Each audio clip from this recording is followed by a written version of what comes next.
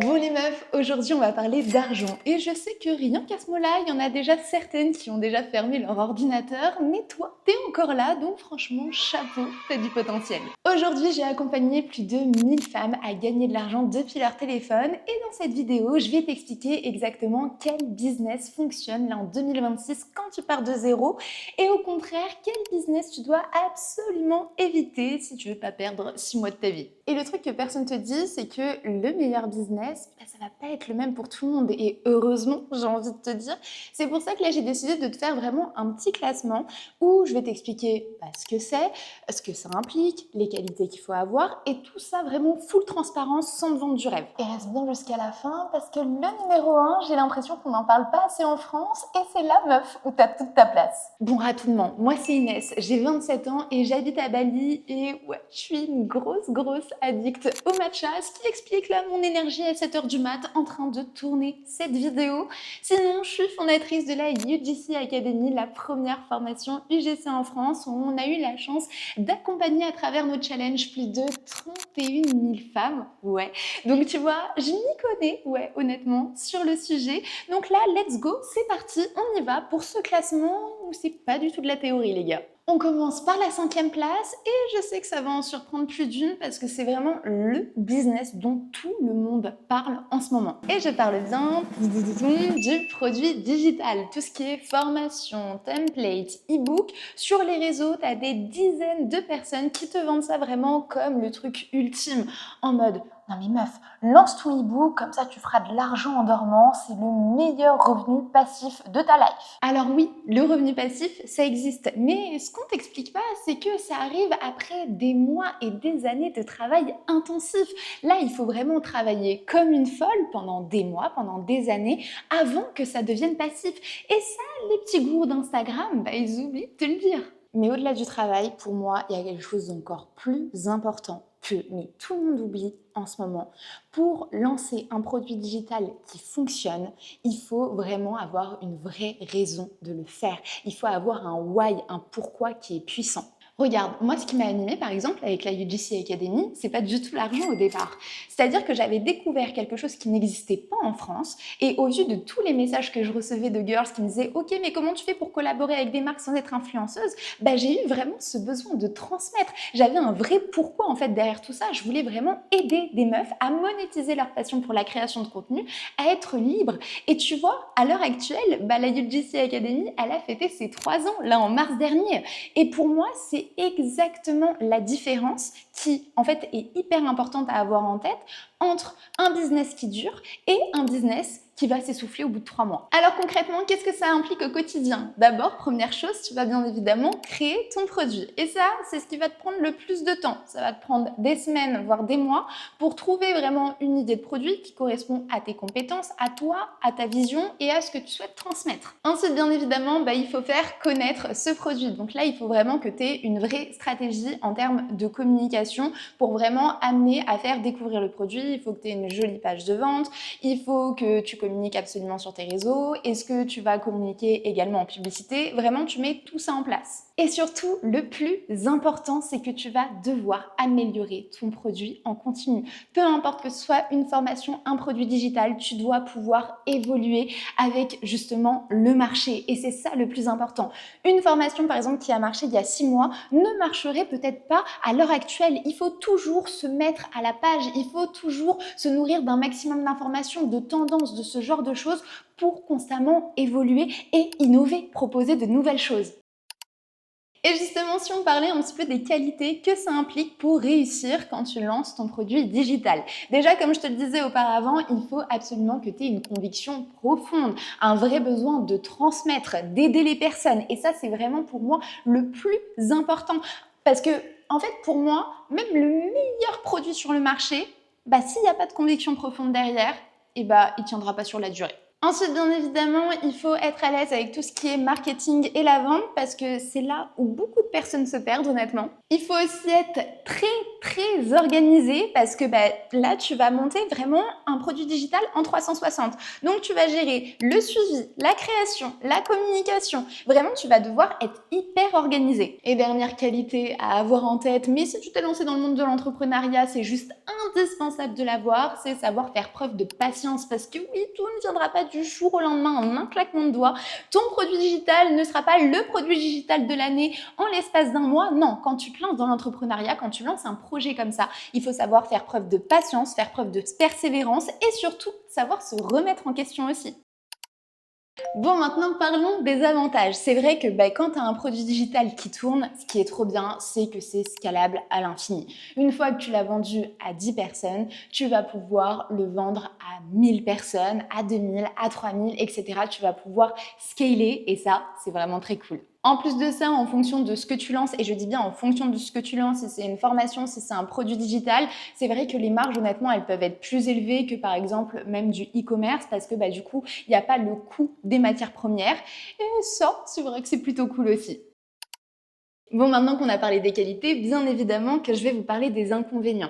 Les inconvénients, quand tu lances ton produit digital, je trouve que c'est que bien évidemment, tu dois maîtriser vraiment énormément de compétences, comme on a pu le voir, vraiment en 360 dès le départ. Donc c'est vrai que ça peut être assez difficile, surtout que on n'est pas bon dans tout, donc il y a des choses que tu vas devoir justement apprendre sur le tas. Autre inconvénient, c'est vrai qu'en ce moment, c'est un peu devenu la mode de lancer sa formation, donc tu as de très bons formateurs comme de très mauvais formateurs, mais du coup, c'est vrai qu'il y a beaucoup de concurrence, donc c'est là où tu vas devoir te démarquer. Donc pour résumer tout ça, le produit digital, c'est fait pour toi si de 1, tu as une vraie expertise, et ça, c'est le plus important, si tu as vraiment cette envie de transmettre, ce besoin de transmettre, et surtout, si tu es prête à avoir la patience de construire quelque chose sur du long terme. Maintenant, on passe à la 4e place, et je le sais déjà que la moitié d'entre vous ne savent même pas ce que c'est. Et je te parle du closing. C'est l'art de conclure une vente par téléphone ou en visio. En gros, je t'explique rapidement comment ça se passe. Tu vois, une entreprise, elle a bien évidemment des prospects qui sont intéressés par son produit ou par son service. Et c'est vrai que c'est des prospects qui sont chauds, prêts à acheter, par exemple, là, comme on en parlait, son produit digital ou sa formation. Sauf que parfois, les entreprises, elles n'ont pas le temps ni les compétences pour accompagner ces personnes-là vers leurs produits et pour leur vendre le produit. Et c'est là où toi, tu vas intervenir. Simplement, tu vas appeler cette personne au téléphone et tu vas échanger avec elle pour comprendre un maximum ses besoins, pour répondre à ses peurs, à ses craintes, à ses hésitations. Et l'objectif, ça va être de l'aider à prendre cette décision si oui ou non elle souhaite justement acheter ce produit. C'est vraiment en fait tout un accompagnement pour l'aider et pour la rassurer vraiment un maximum. Et pour le closing, tu es payé à la commission. Tu n'as pas de fixe, c'est simplement de la commission. Imaginons par exemple tu es closeuse pour une formation à 2500 €. En règle générale, la commission peut être de 10%, donc tu vas toucher 250 € par appel si la vente elle est conclue. Alors concrètement, comment ça se passe d'être closeuse au quotidien? Déjà, tu vas passer beaucoup d'appels. Tu vas avoir des personnes au bout du fil qui vont sembler intéressées et qui vont dire ok, je vais réfléchir et après carrément ne plus te répondre, ne plus te calculer ou te dire finalement je suis pas intéressée. Tu vas aussi devoir gérer beaucoup d'objections comme c'est trop cher, j'ai pas forcément le temps, c'est pas le bon moment, je vais en parler à mon mari et c'est totalement ok, c'est le game en fait. Et ton boulot, parce que gros disclaimer, parce que malheureusement il y a trop de closers qui sont comme ça, ce n'est pas de forcer la vente, ce n'est pas de forcer à acheter, ça va être simplement d'échanger avec la personne, de comprendre ses peurs, ses doutes et de l'aider, de l'accompagner à prendre la meilleure décision pour elle. Maintenant, les qualités qu'il faut vraiment avoir pour être une bonne closeuse. Bien évidemment, première chose, et je pense que tu t'en doutes, il faut être à l'aise à l'oral parce que ta voix, ça va être ton outil, très clairement. Ensuite, deuxième qualité à avoir, il faut avoir une énorme résistance face au rejet. Parce que bien évidemment qu'il y a plein d'appels que tu vas faire où il y a des personnes qui vont complètement te rejeter, te dire qu'ils sont pas intéressés, ou comme au début on en parlait, te dire bah, je suis intéressée et finalement non. Donc il faut savoir se détacher des situations et surtout ne pas prendre les choses personnellement. Ensuite, il faut savoir écouter autant que parler et même, je pense, encore plus écouter. Parce que le meilleur closer, c'est tout simplement celui qui posera les meilleures questions. C'est pas celui qui va déblatérer sur la formation en présentant la formation, blablabla, blablabla. Non, c'est celui qui va pouvoir identifier justement les peurs, les doutes de la personne pour pouvoir adapter son discours à la personne. Parce que c'est ça le plus important. Ensuite, on passe aux avantages quand tu es closeuse. Déjà, première chose par rapport aux revenus, c'est vrai que tu peux te faire des revenus assez rapidement et de manière élevée. Et autre avantage qu'on oublie trop souvent, c'est qu'en ce moment, je vois souvent passer des personnes qui me disent « Voilà, j'ai trop envie de lancer mon business, Inès, mais je n'ai absolument pas envie de m'exposer sur les réseaux sociaux, j'ai pas envie de montrer ma tête, je n'ai pas envie de créer de compte Instagram. » Et c'est tout à fait OK. Et c'est là où le closing, en fait, est parfait, puisque tu n'as absolument pas besoin de t'exposer sur les réseaux sociaux pour justement avoir de nouveaux clients. C'est vachement du bouche à oreille, de la recommandation. Tu vas pouvoir postuler sur LinkedIn et surtout, tu n'as pas besoin de te montrer. Donc ça, c'est vraiment génial. Passons maintenant aux inconvénients parce que oui, je dois t'en parler. Comme je te le disais, en tant que closeuse, tu es rémunérée vraiment qu'à la commission. Donc si tu ne vends rien, tu ne gagnes rien. Et là où il faut que tu te prépares, c'est qu'il y a des mois où tu vas pouvoir faire de très gros mois en termes de factures que tu vas envoyer à ton infopreneur et d'autres mois qui seront un petit peu plus calmes. Mais ça aussi, ça dépend justement des produits avec lesquels tu travailles. Forcément, si tu bosses avec une formation qui vend son produit à 5 000 €, la commission elle sera plus élevée qu'une formation à 500 €. Donc il faut absolument que tu aies ça en tête déjà, première chose en fonction du produit, et il faut que tu aies malheureusement cette instabilité en tête qui fait partie du métier et qui nécessite une vraie persévérance derrière. Donc pour résumer, si tu es à l'aise à l'oral, si tu adores les échanges humains, si tu te remets pas en question au moindre refus et si tu arrives justement à prendre du recul et de la distance et surtout ne pas prendre les choses personnellement, alors le taf de closeuse est fait pour toi. Par contre, si tu es plutôt quelqu'un de discrète, de stressé, où les appels téléphoniques te stressent, même ne serait-ce que par exemple appeler ton médecin, tu es stressé avant et c'est tout à fait ok, honnêtement, on passe tous par là, là à ce moment-là, je pense que les 3 autres métiers vont un peu plus te correspondre. Troisième place,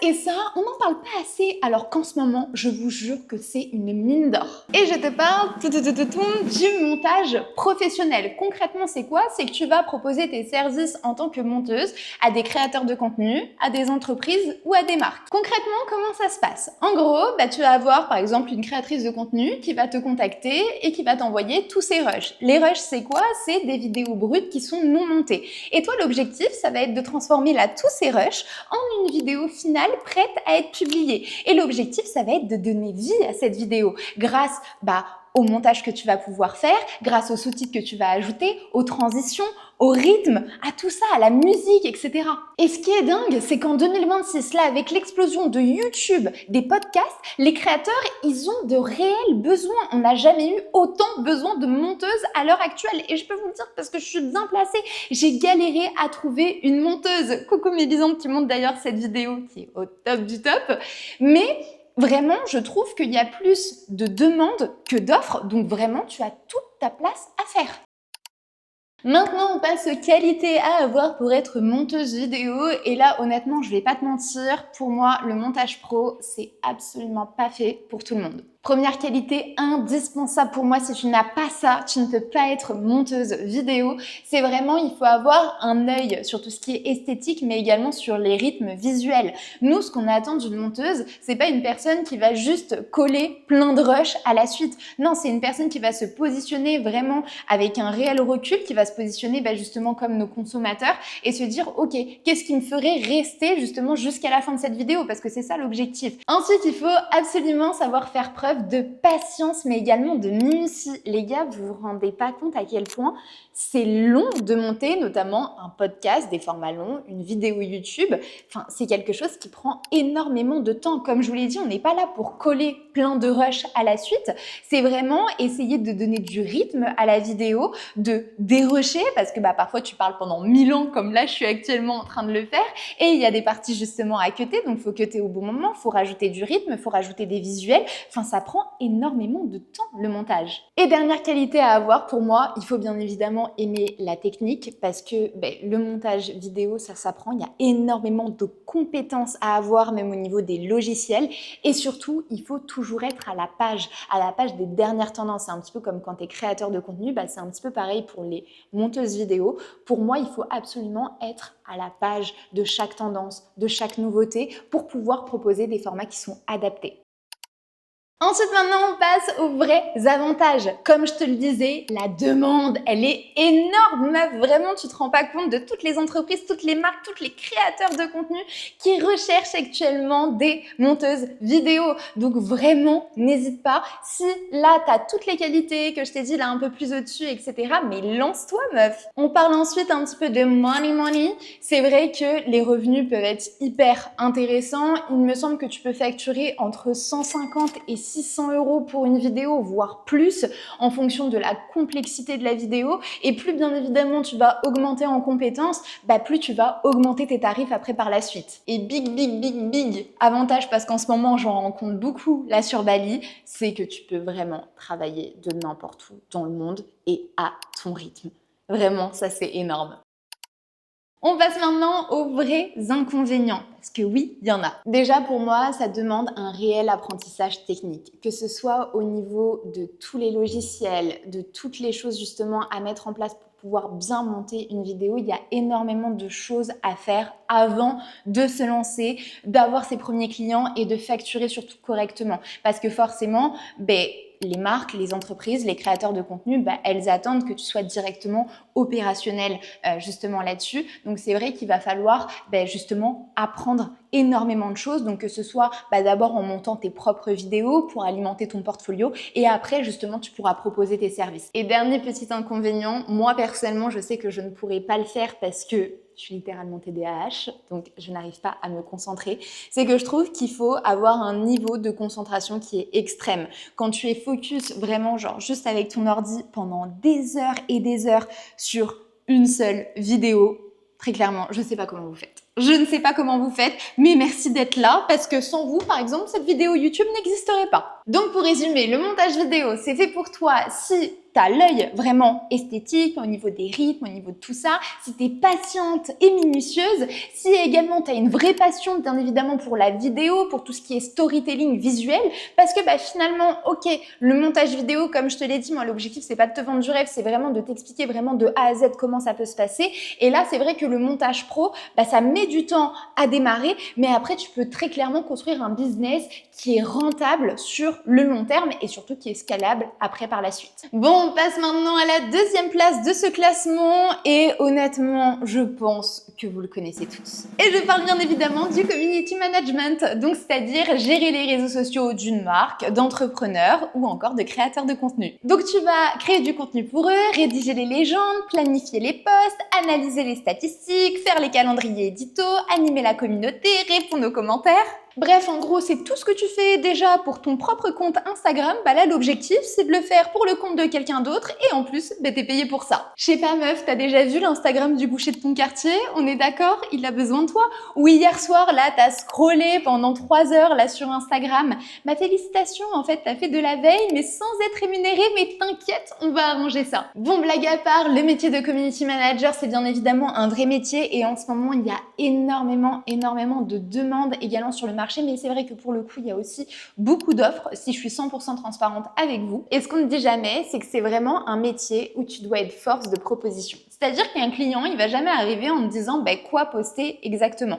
Là, l'objectif, ça va être justement que tu sois force de proposition au niveau des contenus, que tu fasses énormément de veille concurrentielle, énormément de veille sur les tendances actuelles et que tu puisses proposer justement un panel de contenus qui correspondent bien évidemment aux besoins de la personne ou de la marque.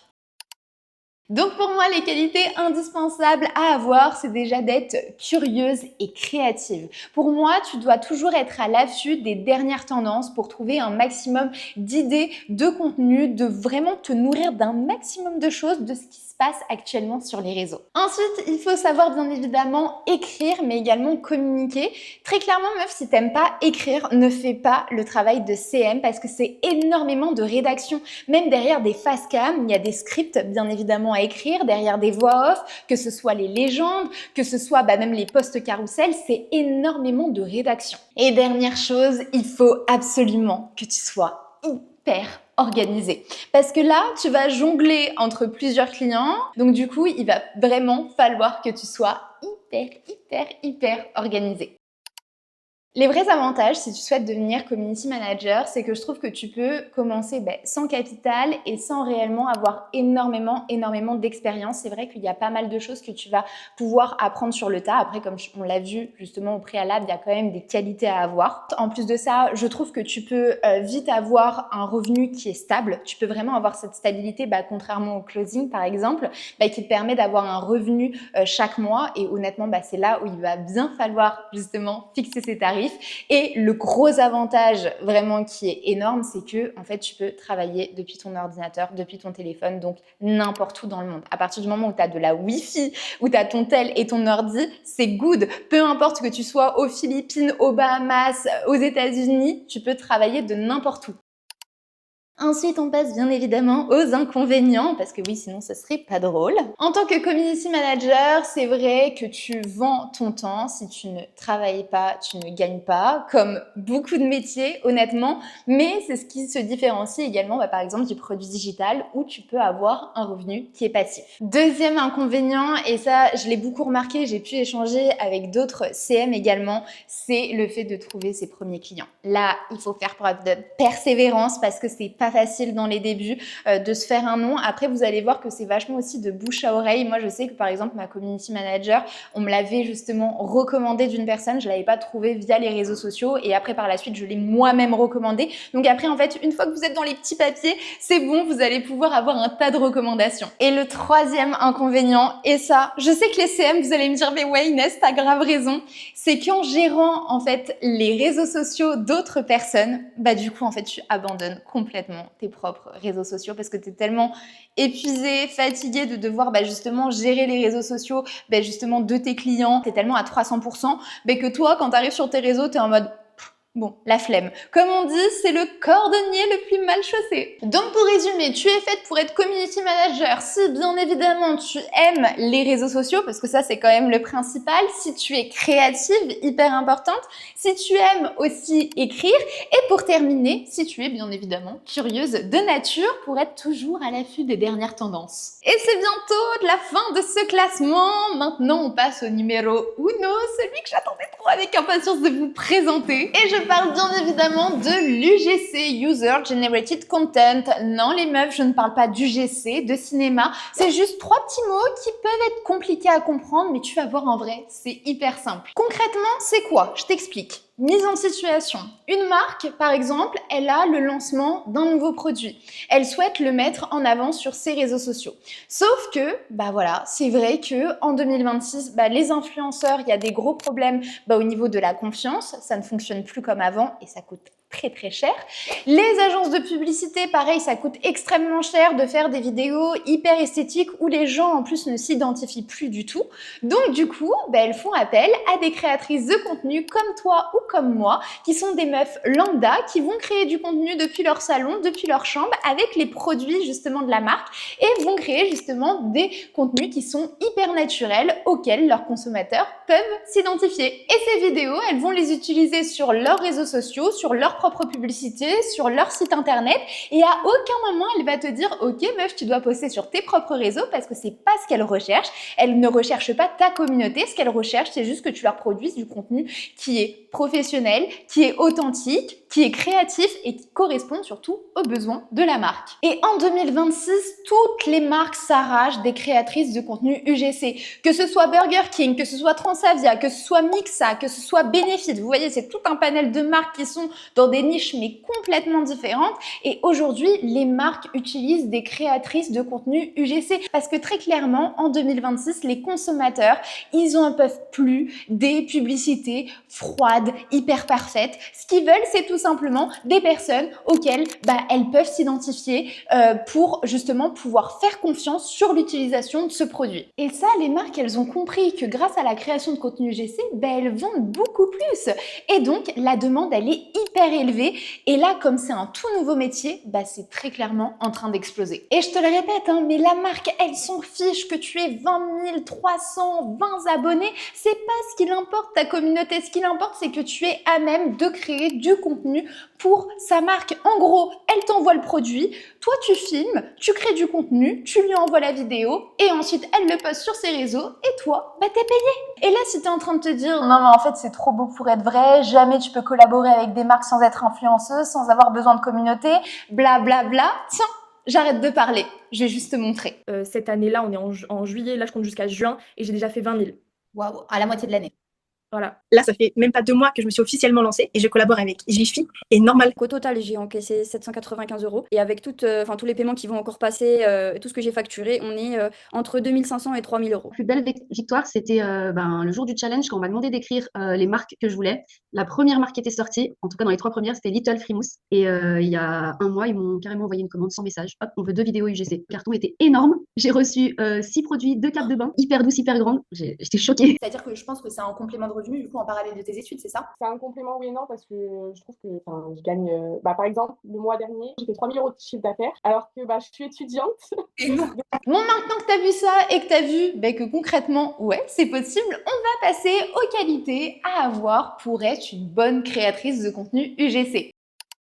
Déjà, première chose, bien évidemment qu'il faut aimer la création de contenu, il faut aimer créer, aimer se filmer, parce que si tu n'aimes pas ça, ça ne sert à rien, tu peux totalement l'enlever de ta tête. Ensuite, deuxième qualité à avoir, il faut bien évidemment être rigoureuse, parce que la marque, bien évidemment, elle va t'envoyer un brief que tu vas devoir respecter. L'objectif, c'est que tu puisses échanger, discuter avec la marque, lui partager ta vision sur comment tu vois les choses. Parfois, tu vas justement devoir écrire le script. D'autres fois, ça va être la marque qui va dire « non, j'ai envie d'écrire le script ». Vous allez pouvoir échanger, communiquer ensemble, mais il va vraiment falloir que tu sois rigoureuse et professionnelle. Et troisième et dernière qualité qui pour moi est hyper importante et dont on ne parle pas assez selon moi, c'est avoir la capacité à prendre du recul face aux demandes des marques. C'est-à-dire que la marque, ça se trouve, à un moment, il y a au niveau du contenu quelque chose qu'elle souhaite modifier. Ne le prend pas personnellement en disant « c'est moi qui ai mal fait, etc. » C'est juste que potentiellement, elle veut que ça colle parfaitement à sa vision. Elle veut justement modifier certaines choses, etc. Et c'est complètement OK. Ce n'est pas que ton contenu est nul. C'est juste qu'elle a besoin justement de modifier certaines choses pour que ça ressemble au mieux à ce qu'elle souhaite, c'est tout. Et là, je sais ce que tu te demandes, mais pourquoi est-ce qu'elle a placé la l'UGC en première position là dans ton classement? Je vais t'expliquer. Parce que je trouve que c'est le métier, honnêtement, le plus accessible. C'est-à-dire que pour moi, tu as besoin de 0 capital de départ, tu as besoin de 0 abonné pour démarrer, tu as besoin de 0 compétences particulières, tu vois, contrairement au montage où tu dois vraiment apprendre énormément de logiciels, etc. Là, ça va être plus comme le community management, tu vas aussi apprendre vachement de choses sur le tas. Et surtout, pour moi, c'est le business à lancer en 2026. Parce qu'actuellement, il y a une demande qui est hyper forte au niveau des marques, au niveau des entreprises, vraiment qui est hyper importante. Et à l'heure actuelle, je trouve que c'est un métier qui est encore peu connu. Donc là, c'est très clairement le moment de te lancer et le moment de te démarquer. Bon, maintenant, on passe aux vrais avantages de l'UGC. Déjà, je trouve que c'est vraiment accessible à tout le monde à partir du moment où tu es passionné par la création de contenu, ça c'est le plus important. Tu reçois des produits gratuitement, tu travailles depuis ton téléphone et surtout, tu peux travailler en fait avec plusieurs marques en même temps. L'UGC, comme tous les métiers, ça ne se construit pas du jour au lendemain comme ça en un claquement de doigts. Non, il va falloir aussi montrer ce dont tu es capable pour justement obtenir des collaborations et pour ça, il va falloir faire son portfolio. Et pour pouvoir faire son portfolio, par exemple, il va falloir créer du contenu en amont, sauf que tu n'as pas forcément de collaboration. Donc du coup, il va falloir créer du contenu depuis chez toi. Donc pareil, pour se lancer dans l'UGC, comme j'ai dit, c'est pas genre « Allez, dès aujourd'hui, j'ai décidé de me lancer dans l'UGC, demain, je me lance dans l'UGC. Non, ça nécessite plusieurs semaines pour justement pouvoir bien se lancer correctement, avoir un bon portfolio, s'entraîner à créer du contenu. Ça nécessite quand même du temps. Ensuite, parlons tarifs. C'est vrai que dans les débuts, après, ça prend en compte énormément de facteurs. Donc là, vraiment, je vous donne juste une fourchette. Mais c'est vrai que quand tu viens de débuter, pour une vidéo, tu es payé entre 100 et 250 euros. Donc, ce qui est quand même moins important que quand tu es CM, par exemple. Donc là, l'objectif, ça va être justement d'avoir plusieurs collaborations. Et après, l'objectif, ça va être bien évidemment, plus tu vas augmenter en compétences, plus tu vas augmenter tes tarifs. Et l'objectif, ça va être d'avoir des clients long terme qui vont à chaque fois te demander X vidéos par mois et d'en avoir plusieurs. Comme ça va permettre de te stabiliser. Mais c'est vrai que dans les débuts, tu peux manquer de stabilité étant donné que tu vas avoir plusieurs clients. Donc pour résumer, tu es faite pour être créatrice de contenu UGC. Si tu as bien évidemment toujours été passionnée par la création de contenu, si tu as toujours un petit peu idolâtré les influenceuses en disant mais moi aussi je veux recevoir des produits gratuitement, moi aussi je veux créer du contenu, j'adore ça, je suis passionnée par ça, sauf que peut-être je voulais pas créer d'audience ou j'ai pas réussi à créer d'audience et c'est complètement ok. Et là aujourd'hui tu as cette opportunité où tu peux faire ça sans avoir besoin du moindre abonné, mais go girl, let's go! Bon voilà, c'était mon classement honnête, sans filtre, comme d'hab, j'ai envie de vous dire. Et tu sais, et ça, très peu de personnes le savent, mais dans la UGC Academy, justement, on a mis en place quelque chose d'unique. Faut savoir que la UGC Academy, c'est une formation pour aider à devenir créatrice de contenu UGC. Sauf qu'on s'est rendu compte en fait de quelque chose, c'est que très souvent, une fois que tu avais ton business en tant que créatrice de contenu UGC, tu avais envie de te diversifier aussi sur d'autres business qui correspondent bien évidemment à la création de contenu, qui soient en rapport, que ce soit pas complètement quelque chose d'à part. Et du coup, on a fait appel à des intervenants pour développer des mini-formations supplémentaires en plus de l'UGC sur tout ce qui est par exemple montage vidéo, sur tout ce qui est copywriting, sur tout ce qui est produit digital et également sur tout ce qui est community management. Donc là, si tu veux te lancer dans l'UGC et également découvrir d'autres métiers en parallèle, sache que tout est au même endroit et justement je t'ai laissé le lien là juste en dessous en description pour que tu puisses en prendre connaissance et le découvrir par toi-même. Bon voilà les girls, c'est déjà la fin de cette vidéo. D'ailleurs je suis hyper curieuse, dites-moi en commentaire lequel de ces business que je vous ai présenté vous attire le plus et dites-moi aussi si ce classement vous a aidé. C'est vrai que c'est un nouveau format là que j'ai proposé sur cette chaîne. J'espère qu'en tout cas ça vous aura plu et surtout que ça vous aura aidé. Et d'ailleurs si t'as une pote là qui scrolle pendant des heures sur Insta sans que ça lui rapporte un centime, envoie-lui cette petite vidéo là sur YouTube, je pense que ça va l'aider. Et meuf, si t'as kiffé cette vidéo, n'oublie pas de liker, de commenter et bien évidemment à t'abonner. Bon allez, zoubi!